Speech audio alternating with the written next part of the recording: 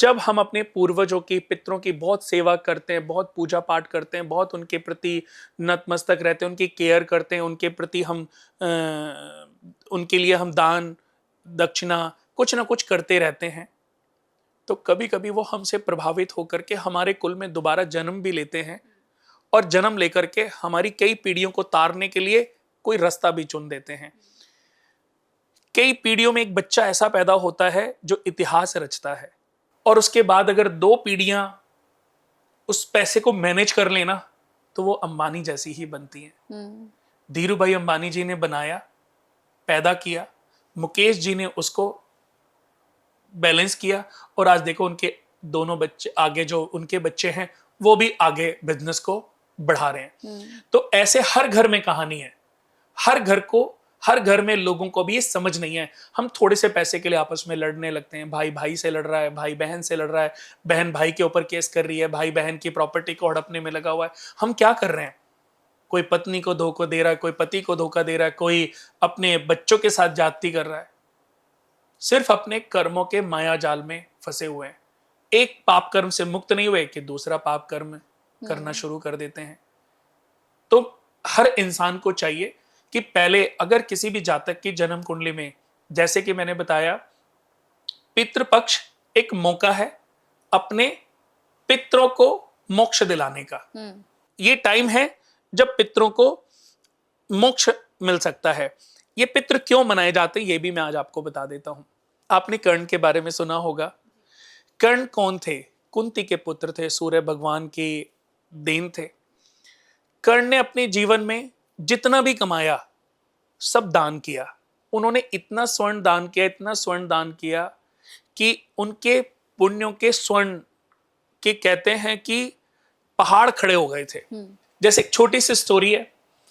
एक बार अर्जुन ने उनसे पूछा कृष्ण भगवान को कि मैं भी आपको इतना सम्मान देता हूं, इतना केयर करता हूं, इतना मानता हूं, लेकिन फिर भी जब देखो आप कर्ण की तारीफ करने से कभी चूकते नहीं हो। तो उन्होंने कहा कि ठीक है, मैं तुझे इसकी वजह समझाता हूं। तो उन्होंने अर्जुन को बोला कि ये एक पहाड़ है, ये स्वर्ण का पहाड़ है, और ये गांव के लोग हैं। तुमने इस पहाड़ को सभी गांव वालों में बराबर बांटना है। तो अर्जुन बांटने लग गए। अर्जुन गए तो उनको बांटने लगे। भाई जिसको जैसा देख रहे थे उसको उसी अकॉर्डिंग स्वर्ण दान करते चले गए। सुबह से दोपहर हो गई, दोपहर से शाम हो गई, शरीर थक गया पूरा बांटते बांटते। वापस आए माधव के पास, कह रहे मैं तो बहुत थक गया हूं और ये तो लोग खत्म ही नहीं हो रहे हैं, तो दोबारा दोबारा भी मांगने के लिए आ रहे हैं, तो इनसे तो कैसे बांटूं, इनको तो बांट पाना बड़ा मुश्किल है। तो कहते ठीक है, अब दोबारा वो कर्ण के पास जाते हैं। कर्ण को बोलते हैं कि ये पहाड़ है, स्वर्ण का है पूरा, इसको एक गांव वालों में बराबर बराबर बांटना है। कर्ण ने सारे गांव वालों को बुला इकट्ठा किया। उन्होंने कहा ये स्वर्ण का पहाड़ है, जिसको जितना चाहिए अपनी जरूरत के हिसाब से खुद ले जाए। सारे गांव के लोग आए, अपनी जरूरत के हिसाब से ले गए। 2 घंटे में सारा पहाड़ खत्म। तो कृष्ण भगवान ने पहले अर्जुन को बुलाया और अर्जुन को बोला कि ये स्वर्ण से भरा पहाड़ है, इसको सब में बराबर बराबर बांट दो। अर्जुन ने कहा ठीक है। सारे गांव के लोग आने लगे, लाइन लगा के। उन्होंने बोला सब लाइन लगा के खड़े हो जाओ, और अपने हाथ से सबको दान करने लगे। जो छोटा था उसको थोड़ा, जो बड़ा था उसको और ज्यादा, जो लेडीज थी उनके अकॉर्डिंग अपनी मर्जी से वो देते रहे, जो उनको समझ आ रहा था। सुबह हो गई, सुबह से दोपहर हो गई, दोपहर से शाम हो गई, लेकिन ना पहाड़ खत्म हुआ ना लोग खत्म हुए। अब वो थक के पसीने पसीने और थकान की वजह से वापस आए कृष्ण जी के पास। उन्होंने बोला कि माधव, ये तो लोग दोबारा दोबारा भी आ रहे हैं, अब मैं क्या करूं? ये तो खत्म ही नहीं हो पाएगा, ऐसे तो महीनों लग जाएंगे। तो उन्होंने बोला कि ठीक है, अब यही कार्य मैं कर्ण को बोलता हूं। तो उन्होंने अगले दिन आने के लिए बोला। अगले दिन अर्जुन को बोला कि सिर्फ तुम देखते रहना। तो कर्ण को जब बोला तो कर्ण को भी यही सेम बात बोली कि ये पहाड़ तुम्हें इन गांव वालों में बराबर बराबर बांटना है। तो कर्ण ने गांव वालों को इकट्ठा किया। उन्होंने बोला कि ये स्वर्ण का पहाड़ है, जिसको जितनी आवश्यकता है अपने हिसाब से सब इसको बराबर बांट लो। 2-3 घंटे में, 4 घंटे में सारा पहाड़ का स्वर्ण जो है वो जो जो गांव वाले आते गए अपने अपने सामर्थ्य अनुसार या अपनी जरूरत अनुसार सब लेके चले गए। 2-3 घंटे बाद उन्होंने बोला प्रभु मैंने तो सब बांट दिया।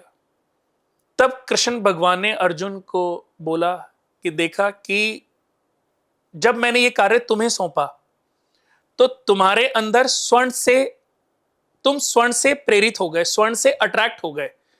यानी कि स्वर्ण से तुम्हें इतनी अटैचमेंट हो गई कि तुमसे ये छूट ही नहीं रहा था कि जिसको जितना जरूरी है उतना ही दूं, बाकी जबकि मैंने तो बोला पूरा पहाड़ बांटना है। तो यानी कि तुम इससे अट्रैक्ट हो गए और तुम इसको पूर्ण रूप से बांट नहीं पाए, न्याय नहीं कर पाए। और जब मैंने ये बात कर्ण को बोली तो कर्ण का इसके प्रति कोई मोह नहीं था, ना ये पहाड़ उसका था। उसने बोला कि जिसको जितना चाहिए ले जाओ, क्योंकि उसको मोह नहीं था। यही अंतर है कि मुझे कर्ण की तरफ मैं हमेशा प्रभावित रहता हूं। तुमने भी कुछ गलत नहीं किया, तुमने अपनी, लेकिन तुम्हें स्वर्ण से अट्रैक्शन हो गई।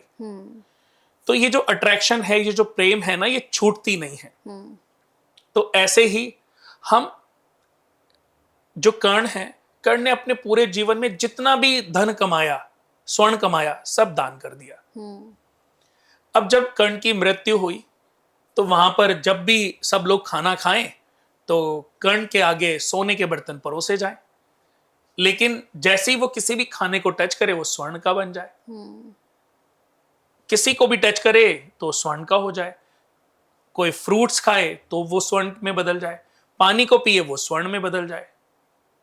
अब जब बहुत दिन बीत गए तो उन्होंने बोला कि वहां पर जो भी मेन कि मैं जो भी चीजें खा रहा हूं वो सब स्वर्ण में बदल रही है, ऐसा क्यों हो रहा है मेरे साथ? मतलब ये तो मेरे साथ अन्याय हुआ ना। तब वो इंद्र थे, क्योंकि स्वर्ग लोक में थे वो, तब उन्होंने बोला कि तुमने अपने पूरे जीवन में कभी अन्न का दान ही नहीं किया, कभी तुमने जल का दान ही नहीं किया, तुमने स्वर्ण का दान किया। और जब तक तुम अन्न का दान करोगे नहीं तो तुम्हें रिवर्स, तुमने कभी अपने पूर्वजों के नाम पर, अपने पितरों के नाम पर भी कुछ दान नहीं किया। तब 15 दिन की अवधि मिली